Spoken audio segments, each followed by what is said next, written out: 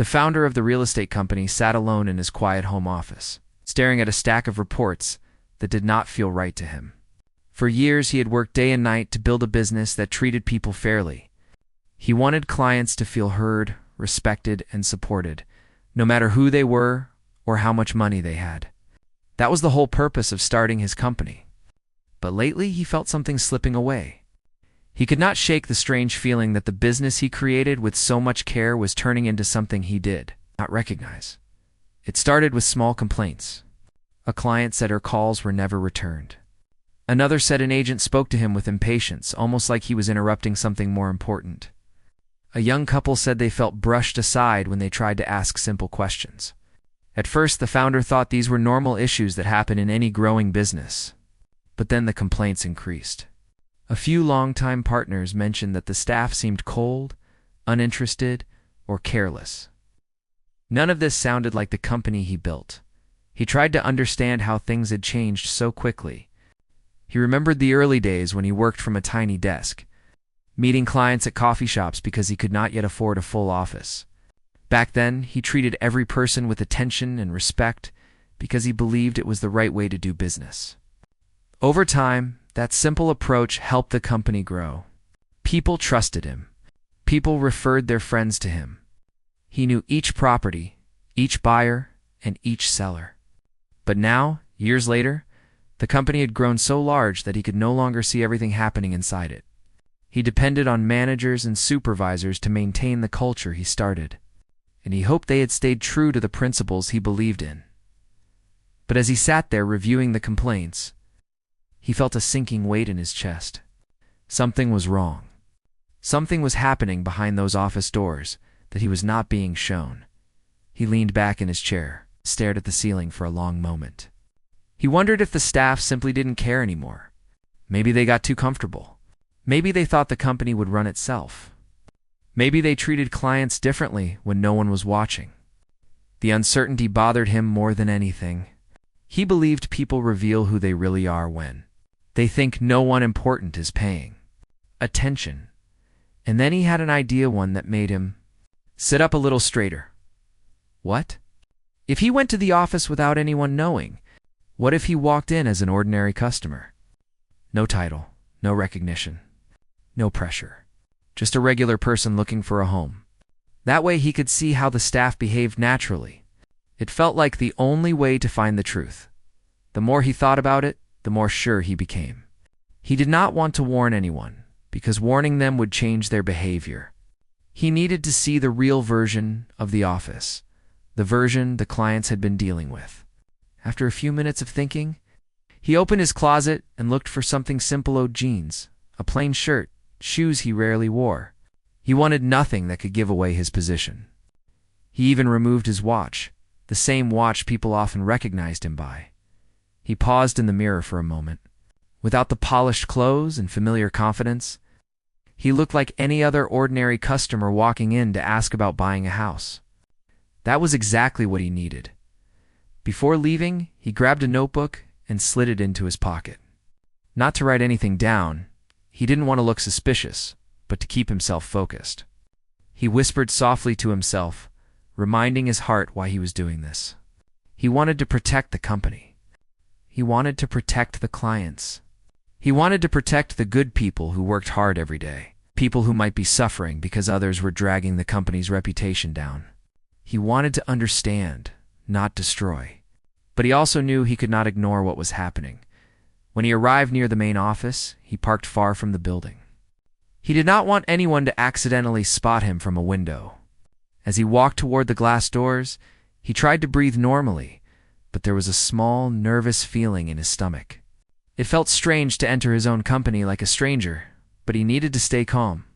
He needed to blend in. The moment he stepped inside, he felt the energy of the place immediately. The lobby looked clean and modern, but something felt off. The atmosphere lacked warmth. The receptionist, sitting behind the main desk, flicked her eyes up for half a second before returning to her phone screen. She did not greet him. She did not smile. She did not ask if he needed help. She simply acted like he was invisible. He stood there for a moment, unsure if she would eventually say something. After nearly a minute, he finally approached her gently and asked, "Excuse me? Could I get some information about available homes?" The receptionist did not look happy about being interrupted. She slowly put her phone down, almost as if she was being forced to. She spoke in a bored, tired voice, the kind of tone people use when they have no interest in the person they are speaking to. She pointed vaguely to a row of chairs and told him to wait, without explaining when someone would help him or who he was waiting for. He nodded politely and sat down, trying not to show any reaction. But inside, he felt a heaviness forming. This was not the environment he built. He tried to focus on observing. Across the lobby, he could see 3 real estate agents chatting loudly among themselves. They were laughing about a weekend party, talking about clothes, making jokes, and scrolling through their phones. None of them seemed to care about clients waiting nearby. A couple sat on the opposite side of the lobby, looking confused and a bit frustrated. They whispered to each other, glancing around, unsure whom to approach. Another man kept checking his watch as if he had been waiting a long time. Yet not a single agent made any effort to check on them. The founder continued watching the staff quietly. He noticed little details he might have missed years ago, an agent rolling her eyes when a client asked a question, another agent ignoring a phone call marked new inquiry, another one closing his computer the moment a couple walked toward him. They acted like clients were distractions rather than the purpose of the business. After almost 10 minutes, no one had come to him yet. The receptionist didn't look over again. The agents did not even notice him. He began to understand why the complaints were increasing. If this was how people were treated, no wonder clients felt unwelcome. Finally, one agent walked over, but not to help him. The agent simply passed by to grab something from a shelf. The founder politely smiled and asked, "Hi, can someone help me with some property information?" The agent sighed as if he was asking too much. He said he was busy right now, even though he had not been working on anything. The founder felt a small sting, not because he was offended, but because this agent represented the company he had carefully built over many years. He wondered how many clients had been brushed off like this. He stayed quiet, letting the moment play out. He didn't want to reveal anything too early. He wanted to see everything clearly. He waited longer. He watched the agents closely. He listened to how they spoke to people. He studied the way they moved, the way they treated different customers differently, based only on appearance. The more he watched, the more he felt a deep sadness. This was not the company he imagined.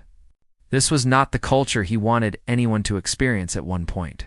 Atsukoina family entered the office excitedly, perhaps hoping to take a big step toward buying their first home. But within minutes, they looked discouraged. They stood near the desk, waiting for someone to acknowledge them. The receptionist barely lifted her eyes before returning to her screen. The agents continued talking and laughing with each other, ignoring the family completely. The founder watched the parents' hopeful expressions slowly fade. He felt something twist in his chest. He wanted to get up and help them himself, but he couldn't not yet. He needed to see the staff's natural behavior without his presence influencing anything. Another few minutes passed before the receptionist finally motioned lazily for the family to sit down. The children looked tired already. The parents looked uncertain.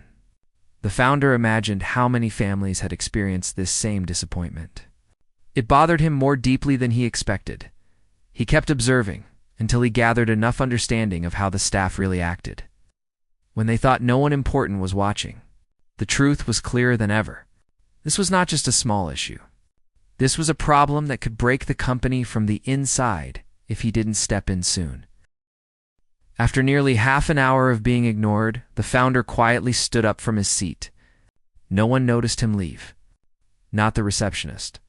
Not the agents. Not the supervisors who were supposed to be guiding the team. He walked out the same doors he had walked in earlier, but this time with a very different feeling in his heart. He had seen enough to know that something had to change. And he knew exactly what he was going to do the next morning. He walked back to his car slowly, thinking deeply with each step.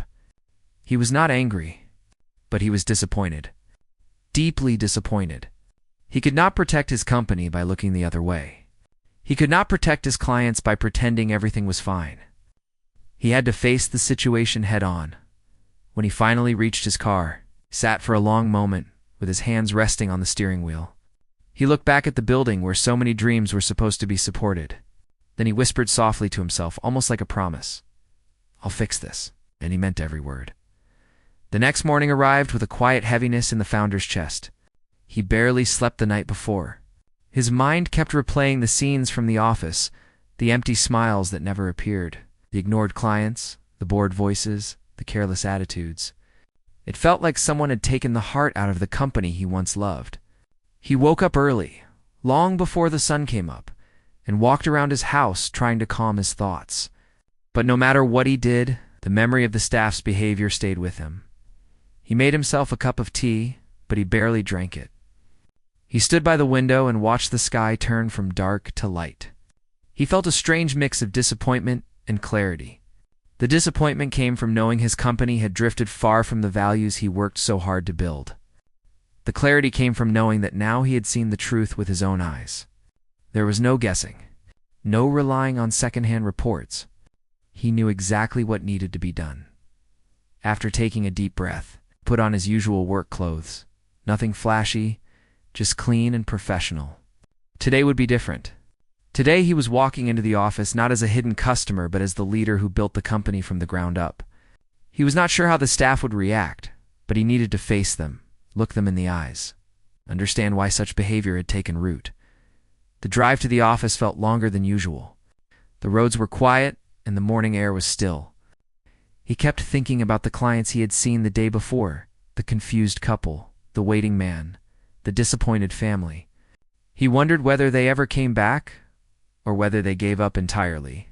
He wondered how many clients had left the office feeling ignored or unwelcome. The thought troubled him deeply. When he pulled into the company's parking lot, he noticed something that made him pause. Several staff members were standing outside, chatting casually while sipping their morning coffee. They looked relaxed, even carefree. They weren't talking about clients or work. They were laughing about online videos and complaining about waking up early. They had no idea what had happened the day before. They had no idea what was about to come. He stepped out of his car and walked toward the entrance. A few staff members noticed him and instantly changed their expressions. Their casual laughter disappeared, replaced by stiff smiles and polite greetings. Some even straightened their clothes, standing a little taller as they spotted him walking by. It was the kind of behavior people show when the person in charge suddenly appears. A quick attempt to look responsible and hardworking. He acknowledged their greetings with a quiet nod. But inside he felt a wave of sadness. Yesterday, none of those same people had shown even a fraction of that politeness to the customers walking through the door as he stepped inside the building.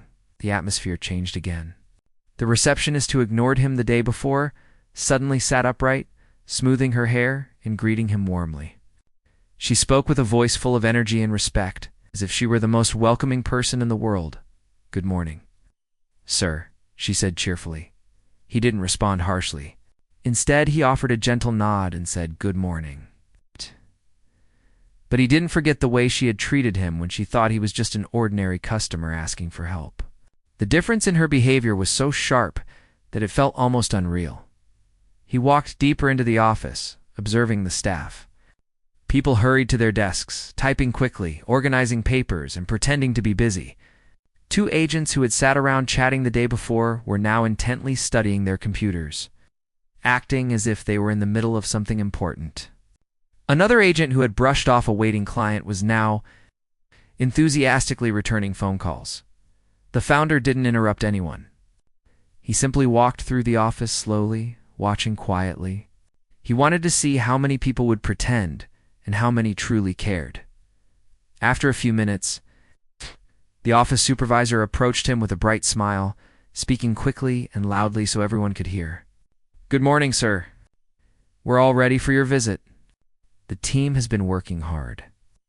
The founder looked at him calmly.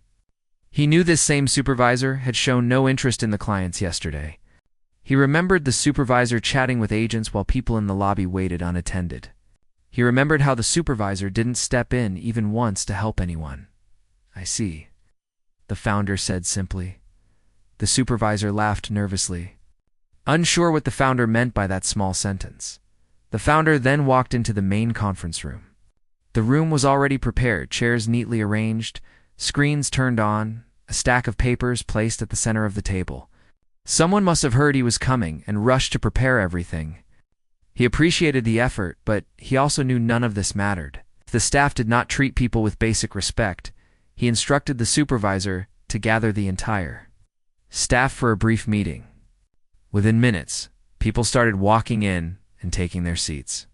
Some looked comfortable, some looked confused, and some looked quietly anxious.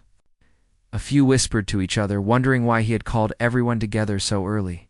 Most assumed it was just a routine meeting, something small and forgettable. But there was nothing routine about today. Once everyone was seated, the founder stood at the front of the room. He didn't raise his voice. He didn't look angry. He looked calm.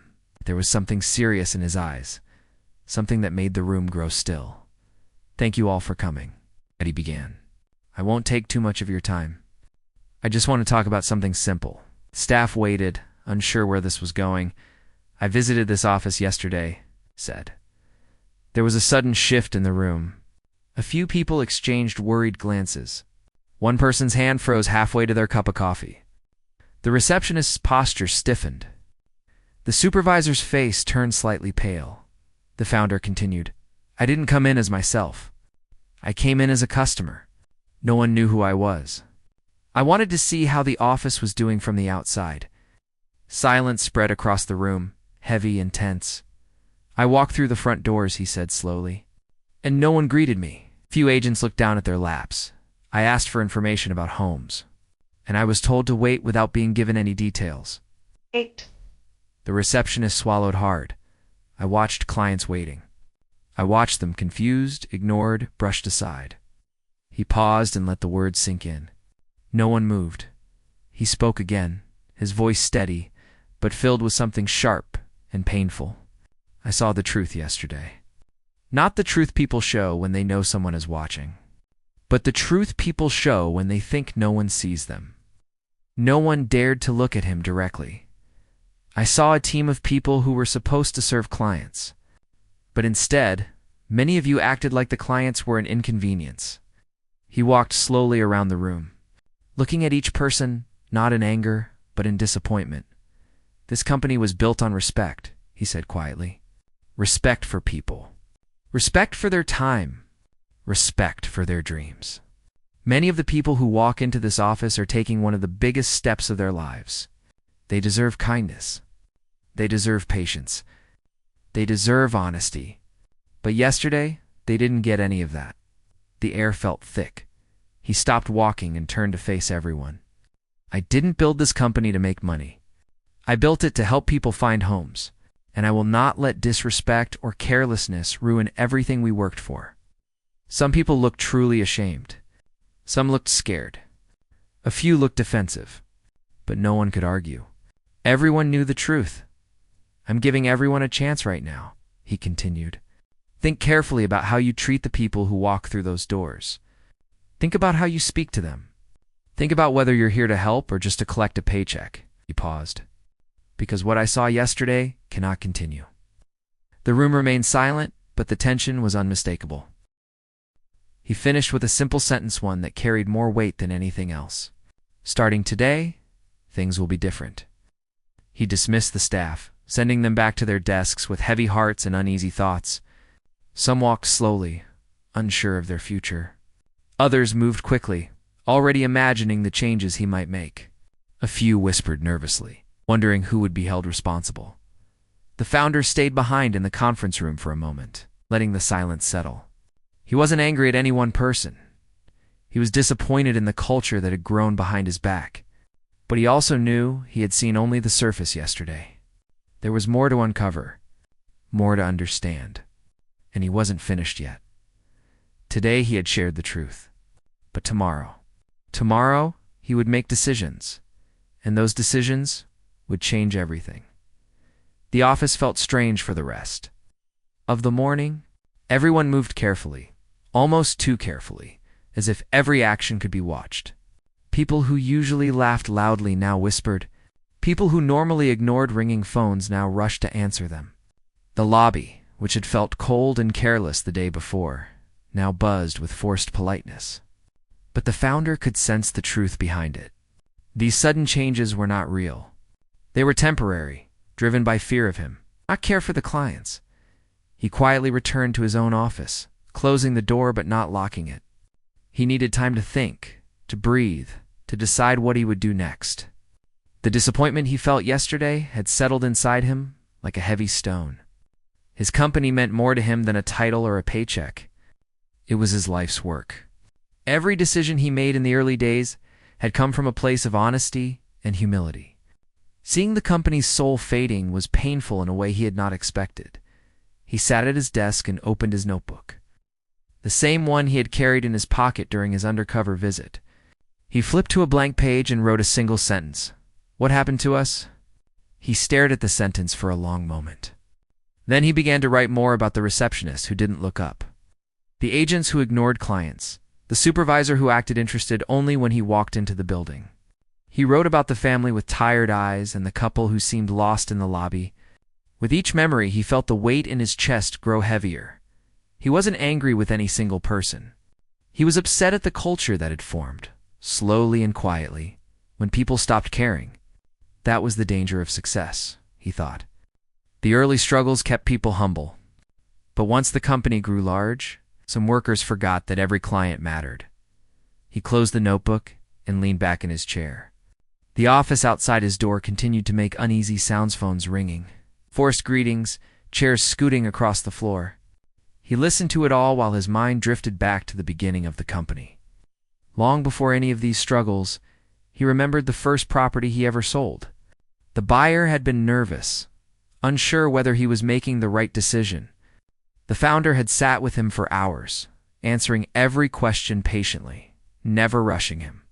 By the end of the day, the buyer felt confident enough to take the step. After signing the documents, he shook the founder's hand and said, "You didn't treat me like a customer. You treated me like a person." That moment had stayed in his heart for years, the founder sighed. He needed to find out which employees still carried the same spirit and which had forgotten it completely.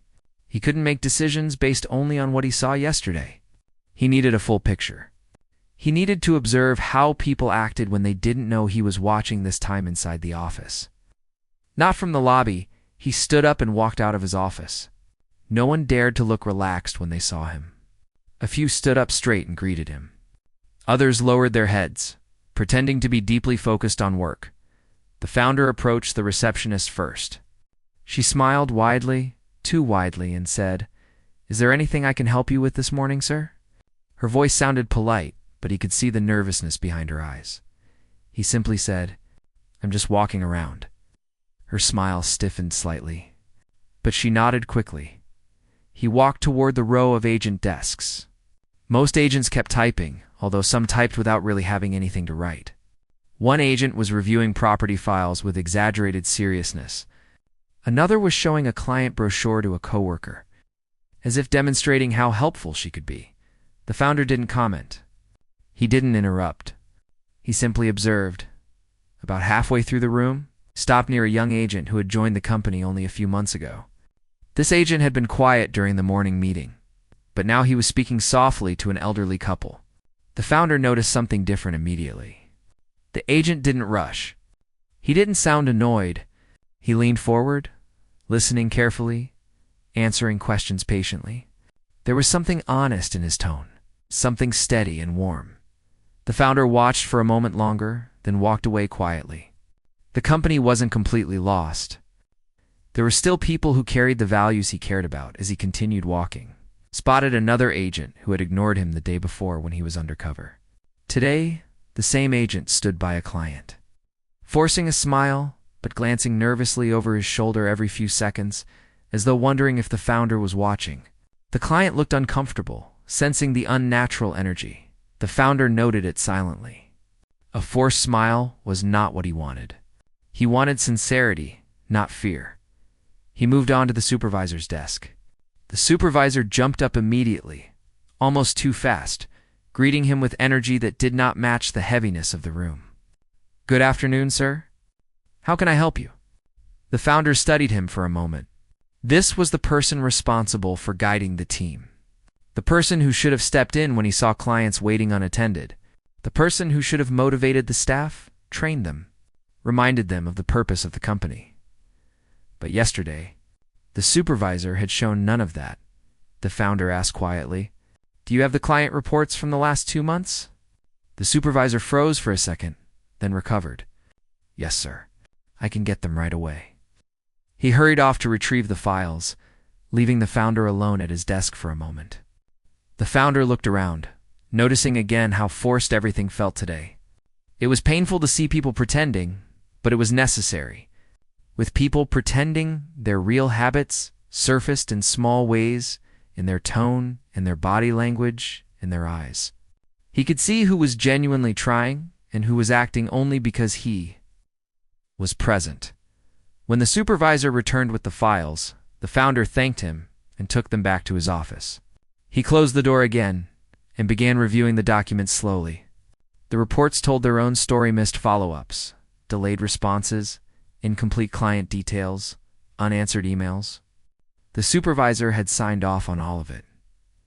The founder closed the folder and pressed his hands together in front of his face. He needed to take the next step. He needed to observe the staff without them knowing he was listening, so he stood up again and made his way to the back hallway near the break room. The door was slightly open, and he could hear voices inside. He didn't hide or sneak. He simply stood still, listening quietly without stepping inside. Inside the break room, several agents were talking in low, tired voices. One of them said, "Did you see how he looked at us during the meeting?" "Like we committed some crime," another replied. "Well, he's exaggerating. Clients complain about everything. We can't make everyone happy," the third voice, a softer one, said. But some of the complaints were true. "Yesterday, I saw a woman waiting for a long time, and no one helped her." There was a pause. Then someone said, "Look, we just need to act perfect for a week or two until he calms down. After that, things will go back to normal." The founder felt his heart sink again. So that was their plan. Not to improve. Not to learn. Not to fix anything, just to pretend. He took a slow breath and stepped away from the doorway. As he walked down the hall, he felt a clear understanding settling inside him. Pretending could never fix a broken culture. Pretending could never serve clients properly. Pretending could never protect the company he built. He had hoped that confronting the staff might shift something inside them. He had hoped they would reflect, grow, or acknowledge their mistakes. But now he knew the truth. Some people were willing to change. Others had no intention to. And those were the people who would hurt the company in the long run. By the time he returned to his office, he had made up his mind. He sat down at his desk and opened his notebook again. This time he wrote a shorter sentence. "It's time." He underlined it once, slowly. The sun outside had shifted in the sky, casting a warm light across his office. But the weight in his chest had changed. It no longer felt like disappointment. It felt like determination.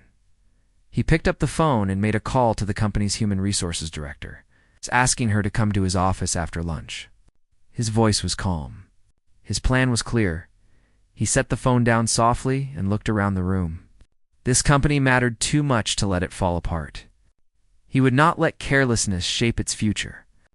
He would not let disrespect become its identity. And he would not let people who didn't care ruin opportunities for those who did. Tomorrow would be the day things truly changed, and he knew that by the end of it. The company would not look the same. The rest of the day moved slowly, as if time itself did not want to cooperate. The founder stayed in the office, keeping up his undercover role as the quiet, unsure client. He wanted to give himself enough space to observe, without making anyone more suspicious than they already were after the arguments earlier. What happened that morning with the older woman still bothered him. He kept replaying the scene in his mind, wondering how many times something like that had happened when he was not around. Every time he saw the woman in the green sweater walk past the glass doors. Frowning and shaking her head, he felt a heavy knot in his stomach. She had walked in with hope, excited to ask questions about her new home. She had been met with cold stares and rude comments. He knew she would probably not return, and even if she did, she would never feel the same trust again. That was the part that hurt him the most. He stayed seated in a corner chair near the brochures. pretending to read them while listening to the conversations happening around him. He noticed that some agents whispered and laughed whenever a client asked too many questions. He saw one staff member roll his eyes at a young couple who looked nervous and unsure. Another worker pushed responsibility to someone else every time a task came up, as if doing their job was somehow beneath them. It was not just poor service. It was the attitude behind it. A kind of pride that had nothing to do with professionalism and everything to do with the power. Someone believed they held over a client, and in a company that was supposed to be built on fairness, he could not understand how this culture had grown without being seen. He also watched the assistant manager, who seemed to be trying to balance her duties while keeping an eye on everyone else. She looked stressed, tired, and overwhelmed. Sometimes she stepped in to help a client when an agent ignored them. Other times she pulled someone aside quietly, trying to redirect them without causing trouble. She was the only person who appeared to care about what the company stood for. He wondered if she even knew how bad things had become, or if she was simply trying to handle everything alone. Around noon, the office grew busier. The founder took this chance to observe how the team handled pressure. A man walked in with a folder full of questions about a rental property, speaking softly as if he feared being judged. The agent he approached looked at him with impatience before even greeting him. When the man tried to explain his concerns, the agent cut him off twice, then spoke to him in a tone that made it clear he did not want to be bothered. The man's shoulders slumped, and he apologized. Even though he had done nothing wrong, the founder felt his jaw tighten, but he stayed quiet. He wanted to understand every detail before making any decisions.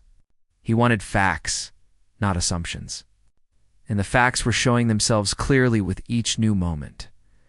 Later in the afternoon, the assistant manager approached him again, this time with a softer expression. She apologized for the inconvenience and asked if he needed help understanding the property listings. Her voice was calm and patient, something he had not heard from anyone else in the office that day. She took her time to explain the steps involved in renting a home, even showing him the documents needed. He appreciated her effort even though he didn't reveal who he truly was.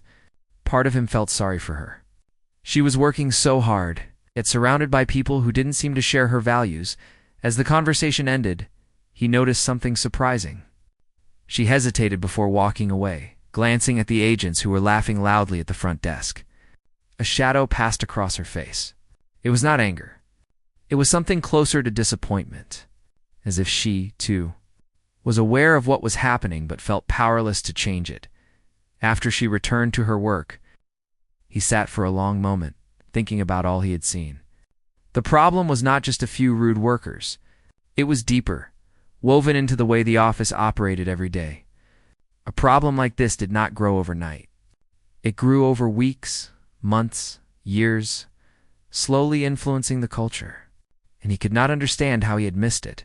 He trusted the people he hired. He trained them. He worked beside them. But trust, he realized, had made him too comfortable. Near the end of the day, something happened that locked his decision in place. A young woman walked in holding the hand of her little daughter. The child looked excited, pointing at the pictures of houses on the wall. The mother smiled, asking if someone could help her understand the rent-to-own option. She seemed hopeful, maybe thinking this was the start of a better life. But the moment she approached one of the senior agents, the man barely looked at her. He told her to come back later because he was busy, even though he had spent the last 5 minutes scrolling on his phone. When she politely asked if someone else could help, he shrugged and said no one had time. She turned to leave, gently pulling her daughter's hand, trying to hide her disappointment. The founder stood up without thinking. He walked to the woman before she reached the door and quietly asked if he could look at the property she was interested in. She showed him the listing on her phone. He explained the details to her with the same patience he expected from his staff. Her daughter smiled up at him, asking excited questions about the backyard shown in the picture. The mother thanked him repeatedly, saying she didn't know strangers could still be kind. He watched her leave and felt something settle firmly in his heart. He could not let this continue. He could not let clients feel defeated because his own employees did not care. His company was supposed to help people. It was supposed to open doors, not close them. As the office prepared to close, the staff gathered their things, joking and laughing. acting as if the day had gone perfectly. The founder walked to the door slowly, still in his disguise, listening to their carefree voices. They had no idea what tomorrow would bring. They had no idea who he was. They had no idea he had seen everything. When he stepped outside, he took a deep breath. The cool air felt different, almost freeing. He looked back at the office windows, glowing softly in the evening light.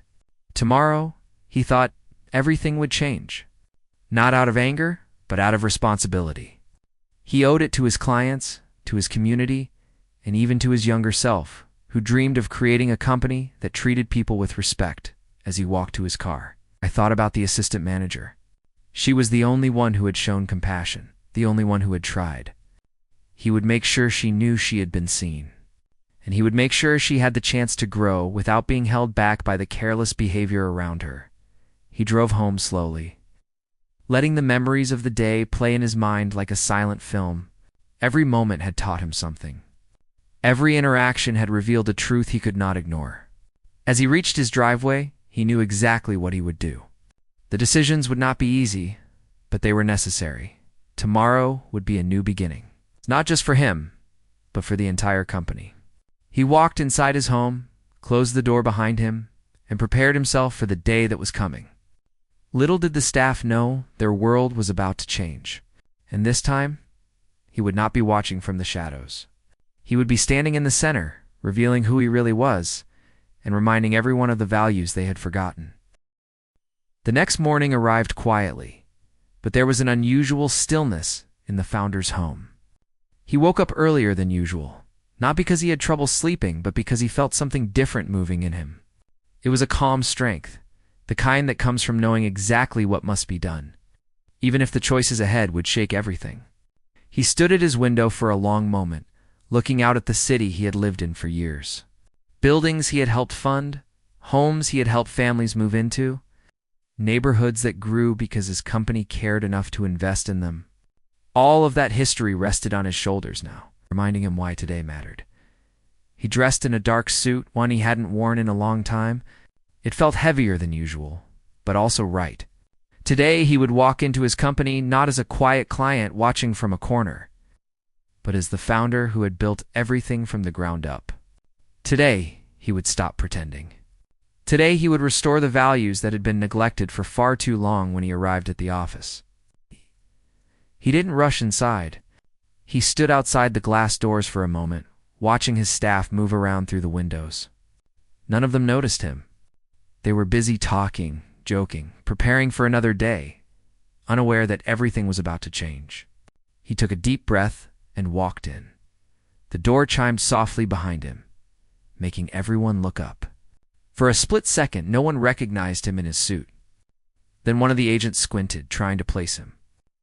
Another frowned, whispering something under his breath, likely assuming he was an inspector or some kind of official.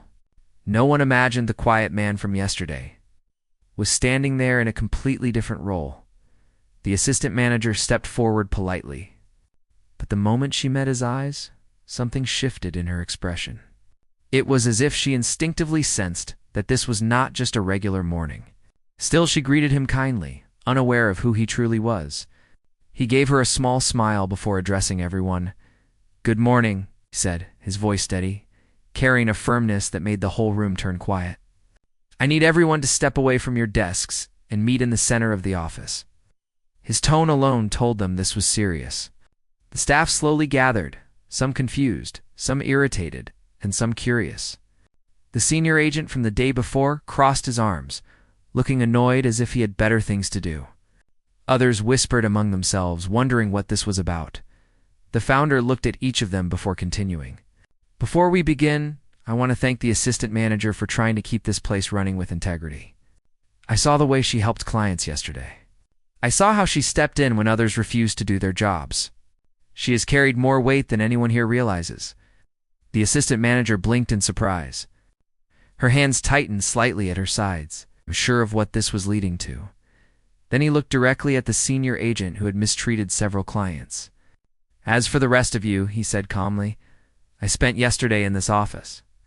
I watched how clients were spoken to. I listened to the way concerns were dismissed. I saw people walk out of this building feeling smaller than when they walked in. A few faces paled. The senior agent stared, not believing what he was hearing.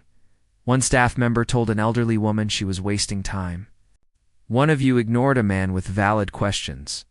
One of you made a mother feel like she didn't deserve help. All of this happened in a company founded on fairness and respect. A company with my name on it. There was a small gasp, followed by stunned silence. Someone whispered, "Your name?" Another whispered, "It's him." He nodded slowly. "Yes, I am the founder. And yesterday, I came here undercover because the reports I received didn't feel right. Sadly, what I saw was far worse than what I expected." One spoke. "Not even the assistant manager. I built this company so people could have a safe, honest place to look for a home. A home is not just a place to live. It is a foundation for a person's life. And the moment we make someone feel unworthy of that dream, we fail in every possible way." He let that sink in for several seconds before continuing. "I am not here to lecture. I am here to take action." Everyone stiffened. He turned to the assistant manager. "You will not be punished for what others failed to do. You showed compassion. You showed leadership. From today forward, you are promoted." Her eyes widened in shock. She covered her mouth, overwhelmed, unable to speak. Then he faced the rest of the group, his voice steady but firm. "As for the employees who treated clients poorly, who ignored them, who laughed while people stood waiting for help, your time here is over." The announcement landed heavily. Some employees immediately started arguing, insisting it wasn't fair. Others stayed quiet, knowing deep down they had contributed to the problem. The senior agent tried to defend himself, saying he had years of experience and didn't deserve this. The founder raised his hand gently. "This isn't about experience. It's about how people are treated. Skill can be taught. Kindness cannot." Security arrived a moment later, not in an aggressive way, but calm and professional. Those who were told to leave gathered their belongings with angry steps or embarrassed silence. The senior agent muttered under his breath but left, knowing there was nothing he could say that could erase what he had done. Once the office was quiet again, the founder turned back to the assistant manager and the few remaining employees who had not been part of the mistreatment. "Today is not just about removing people," he said softly. "It's about rebuilding. I will be working here personally for a while. Together, we will set things right." He walked through the office slowly, touching the counter he had once dreamed of installing. Looking at the walls he had chosen paint colors for many years ago, it felt different now, not broken, but ready for a new beginning. The assistant manager approached him quietly. "Thank you," she said, her voice soft but full of sincerity. "I didn't think anyone noticed." He shook his head gently. "I noticed, and more importantly, the clients you helped notice too." For the first time in a long time, she smiled without worry. The rest of the morning was spent reorganizing the team. The founder led small training sessions, demonstrating how to speak to clients with patience and respect. He explained how a simple gesture could make a person feel valued. He gave examples from his early years in the business, reminding everyone that the company was built on real human connections, not just numbers or sales. Later in the afternoon, he stepped outside alone. Standing near the sidewalk where he had seen clients come and go for years, the day felt lighter, the air somehow more hopeful. He watched people walk past the office, some glancing at the new atmosphere inside through the windows. It reminded him of how things used to feel when the company was just starting, when every client mattered, and every phone call was handled with care. He knew this was only the beginning of the rebuilding process. There would be more changes, more conversations, more adjustments. But today, the biggest step had been taken.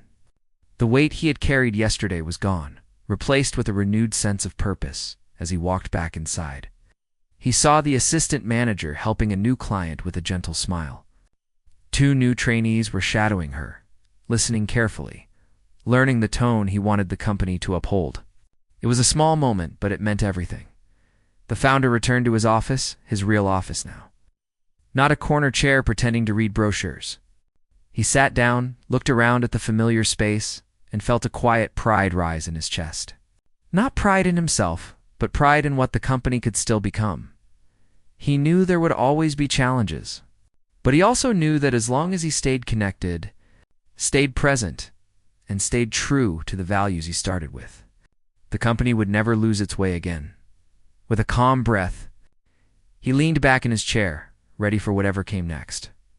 A new chapter had begun, one built on honesty, improvement, and the belief that people deserve respect no matter who they are, what they look like, or how much money they have. And as long as he was there to guide it, the company would never forget that again.